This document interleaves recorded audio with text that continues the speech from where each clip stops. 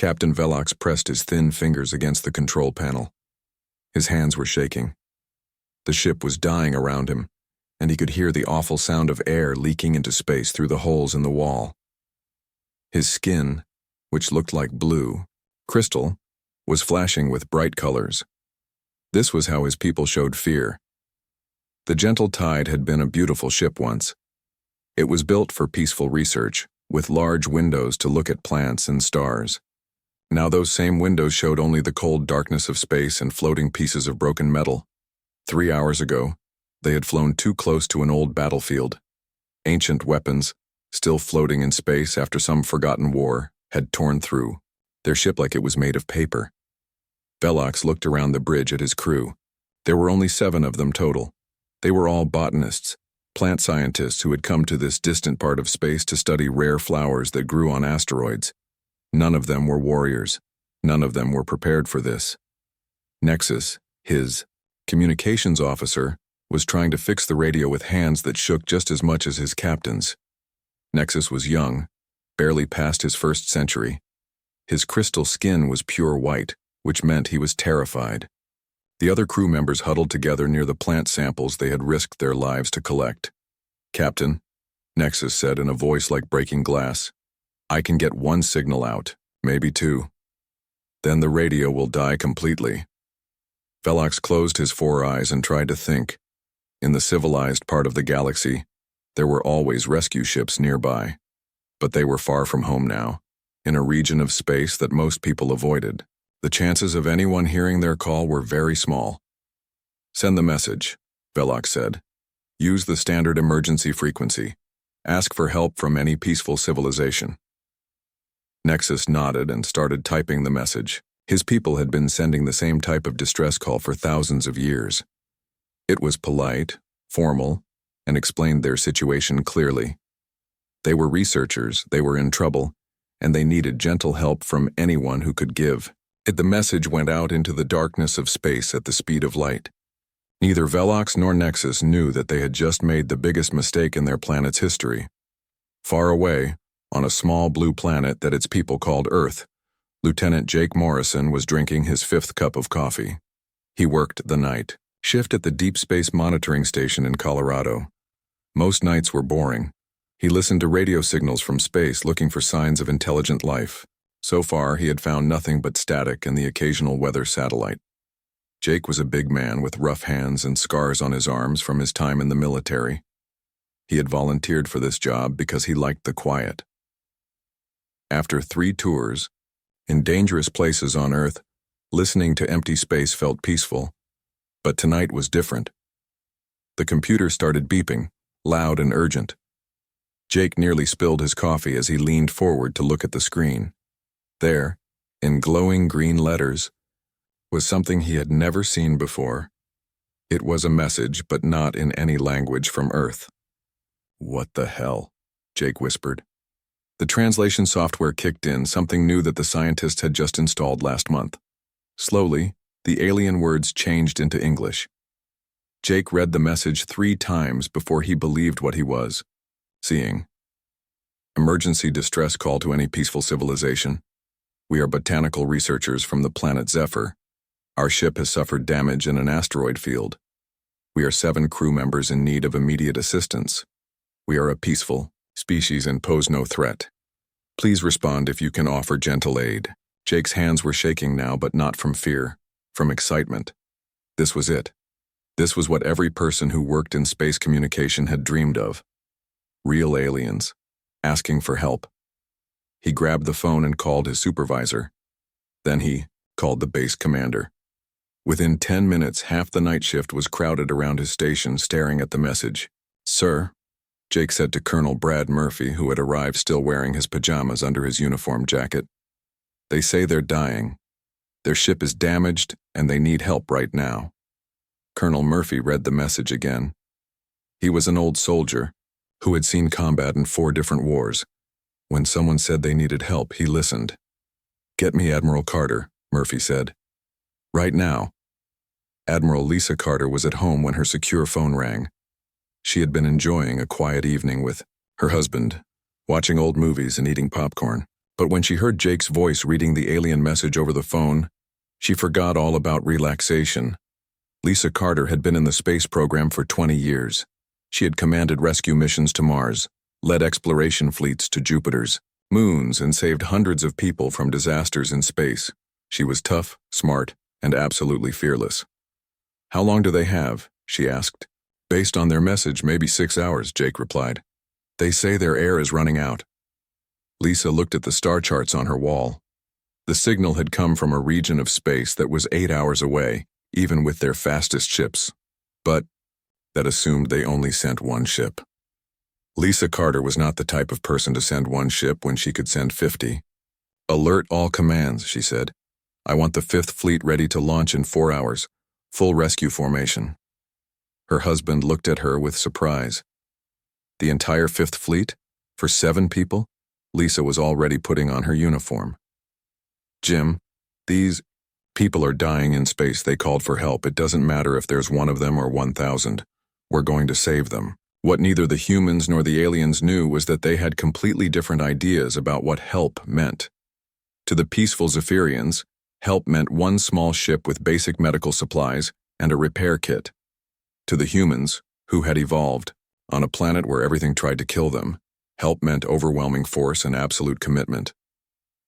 The aliens had asked for gentle aid. They were about to get the most powerful rescue fleet in human history. Admiral Lisa Carter stood in the command center watching the biggest rescue operation in human history come together. Outside the windows, she could see dozens of ships moving into formation around Earth. Each ship was loaded with everything. Humans had learned about saving lives in the most dangerous places imaginable.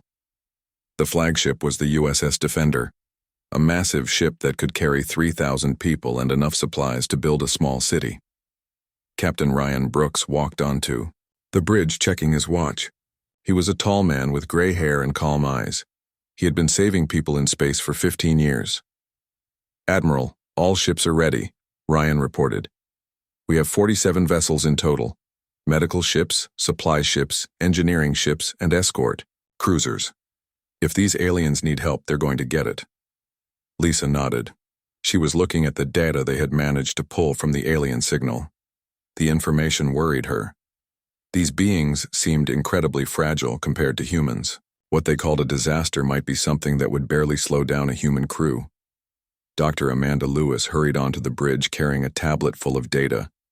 She was the fleet's chief medical officer, a small woman with sharp eyes and gentle hands. She had treated everything from broken bones to radiation poisoning, but this was her first alien patient. "Captain Brooks, Admiral Carter," she said breathlessly. "I've been studying the biological data from their signal. These Zephyrians are nothing like us. Their bones are made of something like crystal. They have no natural healing ability. What we would consider a small scratch could be life-threatening to them." Ryan frowned. "How fragile are we talking about, Doctor?" Amanda pulled up a comparison on her tablet. "Imagine trying to perform surgery on a glass sculpture that's still alive and breathing. Their entire body structure is delicate. They probably think they're dying because to them they actually are." Down in the engineering section, Chief Paul Martinez was loading equipment that could rebuild entire space stations. Paul was a big man with oil-stained hands and a mind that could fix anything. His team was bringing tools that could cut through asteroid rock, weld metal in zero gravity, and build emergency shelters that could survive solar storms. "Chief, why are we bringing the heavy construction gear?" asked Petty Officer Kelly Stone. She was new to the crew and still learning how humans handled emergencies. Paul grinned as he checked the loading list. "Kelly, these aliens said their ship has damage. When humans say that, it usually means a few scratched panels. When aliens who think they're dying say it, it probably means their ship is barely holding together. We're bringing everything because we don't know what we're going to find out there." The loading continued for hours. Medical equipment that could perform surgery on a molecular level, food processors that could create any type of nutrition, atmospheric processors that could make breathable air from raw chemicals, communication, devices that could translate any language, weapons that could destroy asteroids if they got in the way. To humans, this was standard rescue equipment. They came from a world where earthquakes could swallow cities, where storms could flatten entire regions, where simple infections could kill in days. They had learned to be ready for anything. Meanwhile, far away in space, Captain Velox was trying to keep his crew calm. The gentle tide was still losing air, but slowly. They had maybe 4 hours left. Nexus was monitoring their long-range sensors, hoping to see a rescue ship appear. "Captain," Nexus said quietly, "I'm detecting something on the sensors. Ships, many ships." Velox moved over to look at the display. What he saw made his crystal skin turn pale blue with shock. There were not 1 or 2 rescue ships coming toward them. There were dozens. Nexus checked the sensors again. "This cannot be correct." Nexus ran the scan 3 more times. Each time, the result was the same. 47 ships, all moving together in a perfect military formation. The largest ship was bigger than most Zephyrian cities. "Captain, I think we may have made an error," Nexus whispered. "The beings we contacted, I do not think they are peaceful researchers like us." The other crew members gathered around the sensor display. They had never seen so many warships in one place. In their peaceful part of the galaxy, the largest fleet anyone had ever assembled was maybe 5 ships, and that was for exploring new star systems. "What manner of beings send an entire battle fleet to rescue 7 botanists?" asked Lyra, their youngest crew member. Her crystal skin was flashing between colors so fast it looked like a light show. Velox did not have an answer. In Zephyrian, culture rescue operations were small, polite affairs. One ship would arrive, offer basic repairs and medical aid, and then leave. The idea of sending a military armada to help strangers was completely outside their understanding. Back on the USS Defender, Captain Brooks was meeting with his department heads. The ship's conference room was filled with humans who had dedicated their lives to saving others. They came from different backgrounds, different countries, different military branches, but they all shared the same basic human instinct. When someone calls for help, you help them. "Dr. Lewis, what do we know about their medical needs?" Brooks asked. "Very little," Amanda admitted, "but I'm bringing everything: surgical robots, healing nanobots, full genetic scanners, emergency cloning equipment for organ replacement. If they're as fragile as I think, we need to be ready for anything." "Chief Martinez, what about their mechanical problems?" Paul leaned back in his chair. "Captain, from what I can tell, their ship is built like a flower pot. Pretty, but not designed for survival. I'm bringing molecular repair tools, hull replacement systems, and enough materials to basically build them a new ship if we have to." "Commander Walsh, security considerations." Lieutenant Commander Susan Walsh was the head of the rescue teams. She was a former Marine who had pulled people out of burning buildings, collapsed mines, and sinking ships. To her, this was just another day at work. "Sir, we don't know what damaged their ship in the first place. Could be pirates, could be natural hazards. I'm bringing full combat gear for the rescue teams, just in case. Better to be prepared and not need it." Brooks nodded. This was how humans approached every problem. They prepared for the worst-case scenario and then prepared for scenarios that were even worse than that. It was why they had survived on their dangerous planet. It was why they were still alive to help others.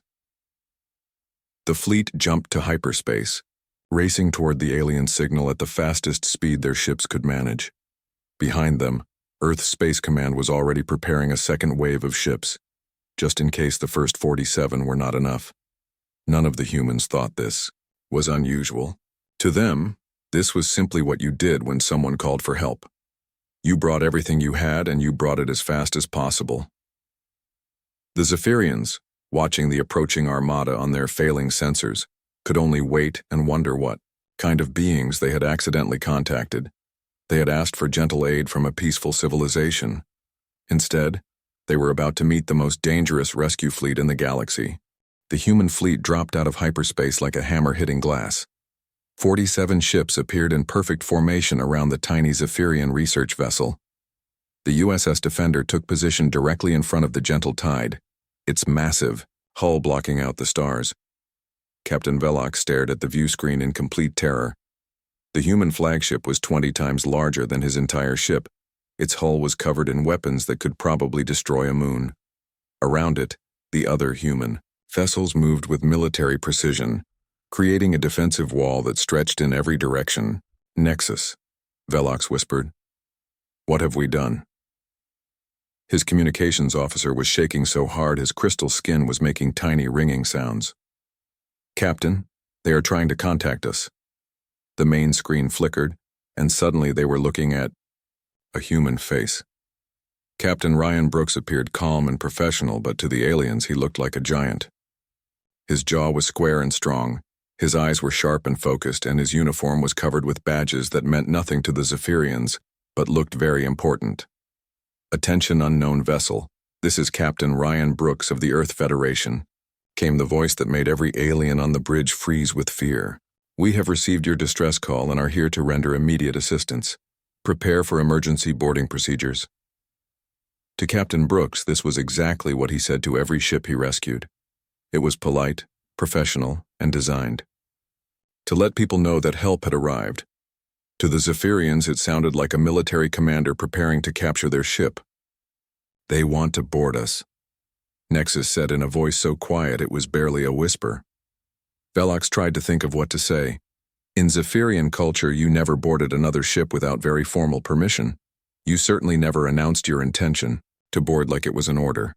But these beings had weapons that could turn his ship into dust in seconds. Honored warriors, Velox finally managed to say. We are simple researchers. We study plants. We mean no harm to anyone. On the USS Defender, Captain Brooks frowned. The alien captain sounded absolutely terrified. Brooks had rescued thousands of people over the years, and he knew the sound of panic when he heard it. Dr. Lewis, he said quietly to his medical officer, these people are scared out of their minds. What did we do wrong?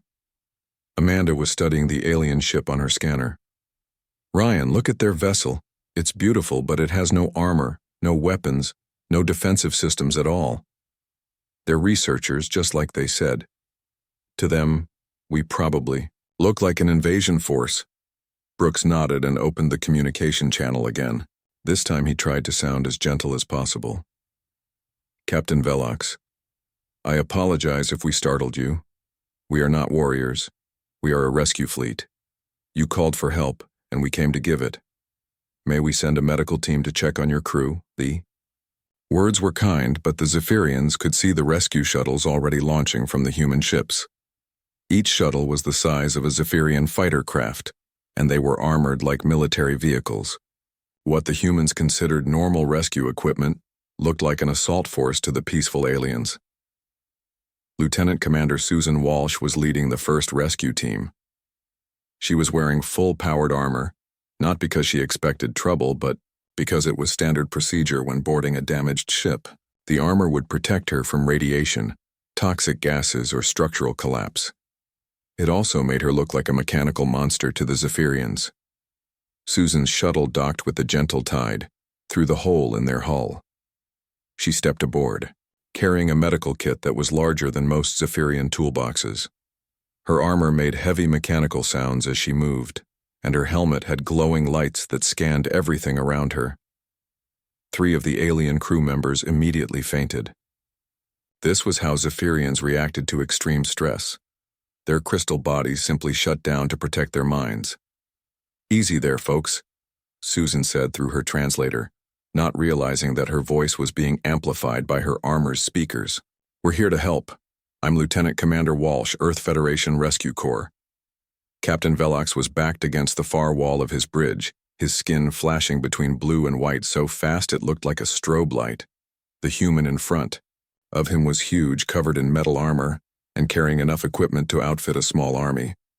Please, honored warrior, Velox managed to say. We meant no offense. We are simple researchers. We study flowers. Susan's heart immediately went out to these terrified beings. Through her helmet's sensors, she could see their fragile bone structure, their rapid heartbeats, and their obvious terror. She had rescued, scared people before, but never anyone who looked at her like she was a monster. Hey, it's okay, she said, trying to make her voice as soft as possible. Nobody's in trouble here. We got your SOS and came to help. Are you injured? Nexus slowly pointed to a small crack in his arm. It was about an inch long and was leaking a clear fluid that was probably their version of blood. To him, it was a minor injury that would heal in a few days. To Susan, who came from a world where small cuts could become infected and kill you, it looked serious. "Medical emergency," Susan called into her radio. "I need Dr. Lewis and a full trauma team over here right now." Within minutes, the quiet Zephyrian research ship was filled with human medical personnel. Dr. Lewis arrived with equipment that could perform surgery at the cellular level. 3 medical technicians brought scanners that could see inside the alien's body, down to the molecular structure. A surgical robot was wheeled in to assist with any procedures. The Zephyrians watched in complete amazement as their minor injury was treated like a life-threatening emergency. Dr. Lewis worked with tools so advanced that most civilizations in their galaxy had never seen anything like them. She sealed Nexus's small cut with medical nanobots that would monitor his healing. For weeks, "I don't understand," Captain Velox said to Dr. Lewis as she finished the procedure. "In our galaxy, such advanced healing technology is reserved for the most severe casualties. Why do you use it for such a small wound?" Dr. Lewis looked at him with genuine confusion. "Small? You were losing structural integrity and atmosphere. Your crew member was injured and losing blood. On Earth, we have a saying, we don't leave anyone behind. It doesn't matter how minor the injury seems, we take care of everyone. But we are not your people," Velox pointed out gently. Captain Brooks, who had come aboard to check on the rescue operation, heard this comment. "You called for help," he said simply. "That makes you our responsibility until you're safe." This idea was completely foreign to the Zephyrians. In their peaceful galaxy, species helped each other with basic trade and information sharing, but the idea that complete strangers would risk their lives and spend enormous resources to save 7 botanists was beyond their understanding. While the medical team worked, Chief Martinez and his engineers were examining the damage to the gentle Tide. What they found made them shake their heads in disbelief. "Captain," Martinez reported to Brooks, "this ship is held together with hope and good intentions. One more hit like they took and the whole thing would have come apart.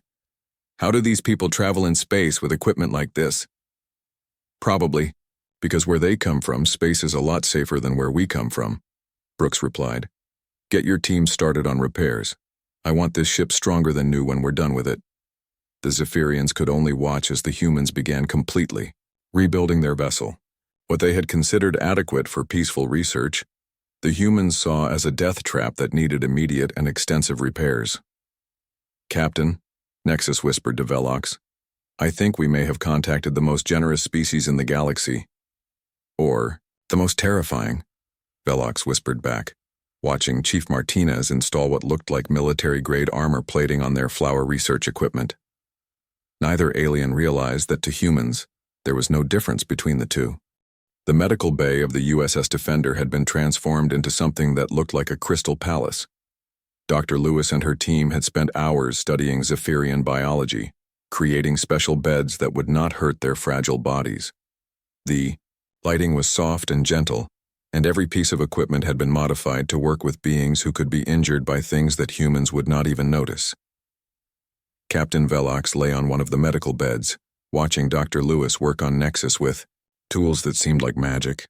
The human doctor was using microscopic robots to repair damage that was so small the Zephyrians could barely see it.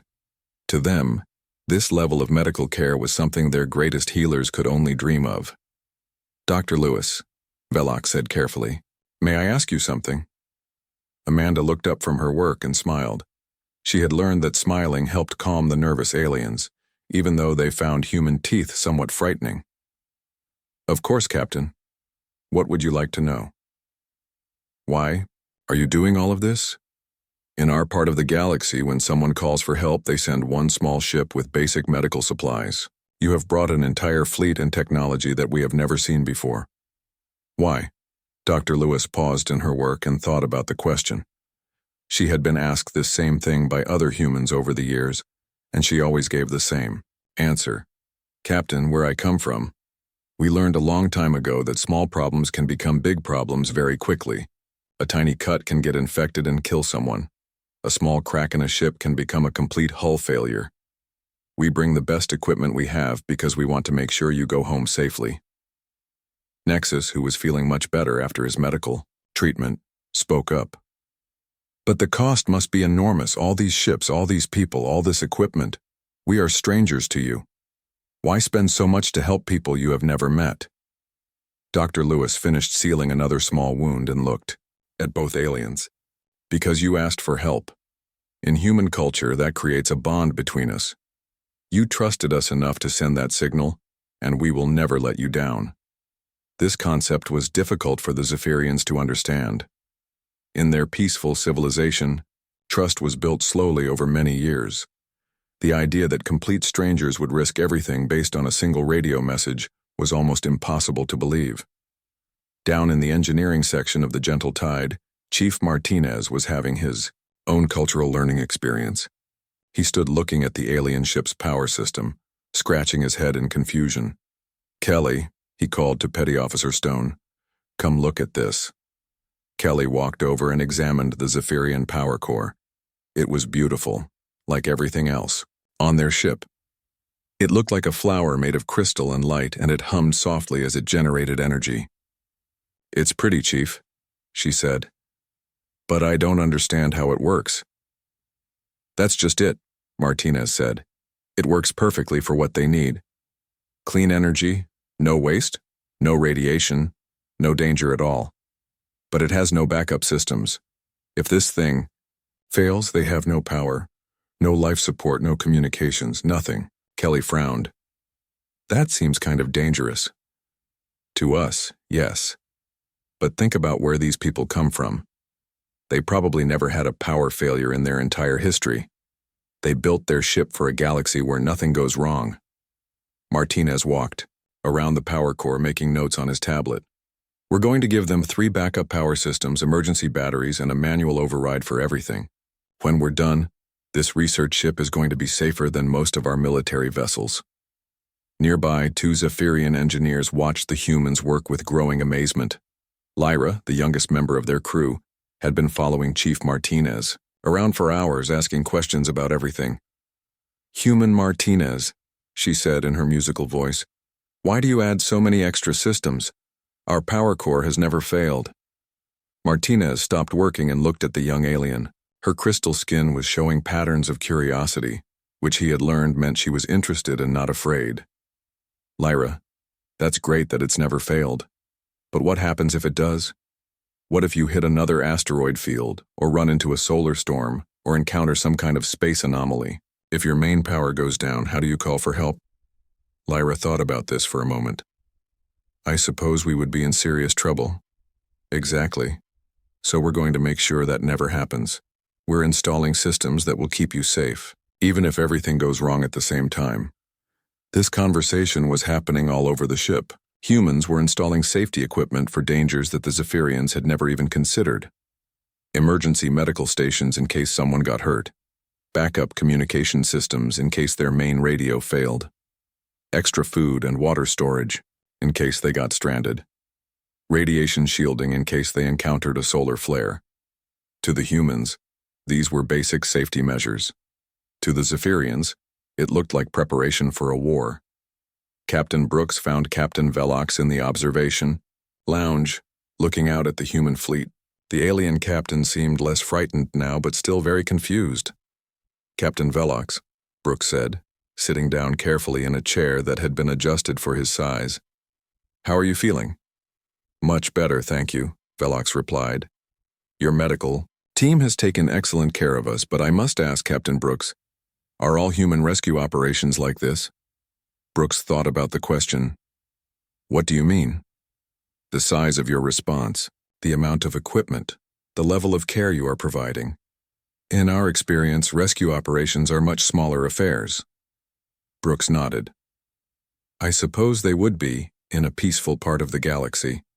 But humans come from a dangerous world, Captain. We learned early that when someone is in trouble, you bring everything you have. You don't know what you're going to find when you get there. But surely you must have some limit. Some point where you say the cost is too high. Brooks was quiet, for a moment, thinking. Captain, let me tell you a story. When I was young, I was on a ship that got caught in an ion storm. We sent out a distress call, not knowing if anyone would hear it. 3 days later, a rescue fleet found us. They had traveled for a week through dangerous space to reach us. When I asked the rescue captain why he had risked so much for strangers, he told me something I never forgot. What did he say? He said that every person who calls for help is someone's child, someone's parent, someone's friend. He said that the day we start deciding who is worth saving and who is not, we stop being human. Velox's crystal skin showed deep patterns of blue and gold, which meant he was thinking very hard about something important. In our galaxy, Velox said slowly, we help each other, but within limits. We trade information, we share resources, but we do not risk everything for strangers. What you are doing is beyond our understanding. Maybe that's because you come from a safer place, Brooks replied. We learned to take care of each other because if we didn't, nobody would survive. It became part of who we are. As the days passed, the Zephyrians began to understand that they had encountered something completely new. These humans were not just rescuers or warriors or explorers. They were all of these things at the same time, and they applied the same overwhelming dedication to everything they did. The gentle tide was no longer just repaired. It had been completely transformed into a ship that could survive almost anything the galaxy could throw at it. The crew had been given medical checkups that were more thorough than anything they had ever experienced.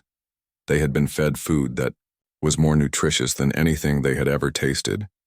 And through it all, the humans treated them not as burden or as strangers, but as people who mattered. People who were worth saving. People who deserved the very best that humanity could offer. Nexus, Captain Velox said as they watched the final repairs being completed. I think we have learned something important about the galaxy. What is that, Captain?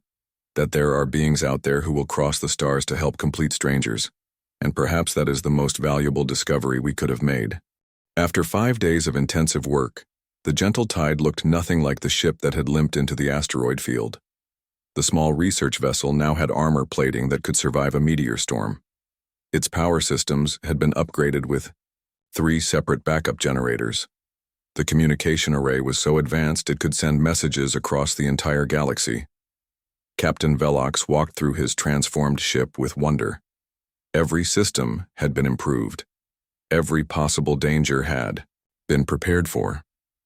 The humans had even installed a small medical bay with equipment that was better than most hospitals on his home planet. Captain, Nexus called from the bridge, the humans are requesting a final meeting aboard their flagship. Velox nodded. Over the past few days, he had grown to respect and trust these strange beings. They were still frightening in their intensity, but he now understood that their overwhelming response came from genuine care, not from any desire to intimidate or control. The conference room aboard the USS Defender had been prepared carefully for this meeting. The chairs had been adjusted for Zephyrian bodies. The lighting was soft and warm. Dr. Lewis had even brought some of the crystal flowers that the aliens had been studying, arranging them around the room to make their guests feel more comfortable. Admiral Carter had arrived from Earth specifically for this meeting.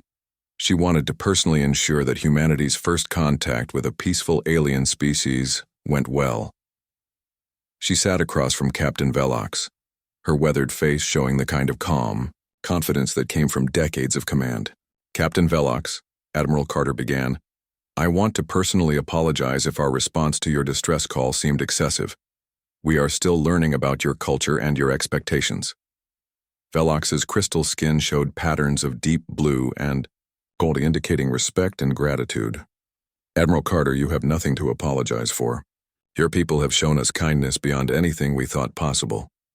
But I must ask, is this normal for your species? Do you always respond to requests for help with such overwhelming force? Captain Brooks laughed gently. I suppose it must seem overwhelming to you, but to us this was just a standard rescue operation. When someone calls for help, we bring everything we might need and more. We learned long ago that it's better to have too much help than not enough. Dr. Lewis leaned forward, her eyes bright with curiosity. Captain Velox, we've learned so much from studying your ship and your biology. Your research on crystalline plant structures could revolutionize how we understand botany. Would you be willing to share this knowledge with our scientists? Of course, Velox replied immediately. After what you have done for us, it would be our honor to share anything we have learned. Chief Martinez, who had spent days rebuilding their ship, spoke up. Captain, I have to ask, how do your people normally travel through space with such basic safety systems? Doesn't that seem dangerous? Velox considered the question carefully. Chief Martinez, I think the answer is that we come from a very different part of the galaxy than you do. In our region, space travel is safe and predictable. We have trade routes that have been used for thousands of years without incident. Pirates are unknown. Natural disasters are rare. We built our ships for the galaxy we know. But now you've seen that space can be dangerous, Admiral Carter said. What will you do with that knowledge? We will learn, Velox said simply. We will adapt. And perhaps we will ask for your help in doing so. The meeting continued for hours. The humans shared their knowledge of space exploration, safety protocols, and emergency procedures. The Zephyrians talked about their peaceful civilization, their scientific discoveries, and their philosophy of gentle cooperation. As the meeting drew to a close, Captain Velox stood and addressed the human officers. Admiral Carter, Captain Brooks, Dr. Lewis, Chief Martinez, all of you, you have given us far more than repair and medical aid. You have shown us that there are beings in this galaxy who will risk everything to help complete strangers. This knowledge changes how we see the universe. Admiral, Carter smiled. Captain, what you call risk, we call responsibility. You called for help and we answered. That's what civilized beings do for each other. But there is something else you should know, Velox continued. When we return home, we will tell our people about you. We will recommend that the Galactic Botanical Research Council make immediate contact with your government. We believe that a friendship between our peoples could benefit everyone. We would welcome that, Admiral Carter replied. Humanity is always interested in meeting new friends. As the human fleet prepared to depart, the crew of the Gentle Tide stood on their bridge watching the massive ships move into formation. The USS Defender's communication system crackled to life one final time. Gentle Tide, this is Captain Brooks. Your ship is now equipped with long-range emergency beacons that will reach Earth from anywhere in this galaxy. If you ever need help again, just call. We'll come running. Thank you, Captain Brooks, Velox replied. But I think with all the improvements you have made, we should be safe for many years to come. That's the idea, Brooks said with a laugh. Safe travels, my friends. The human fleet jumped to hyperspace in perfect formation, leaving the Zephyrians alone with their transformed ship and their changed understanding of the galaxy.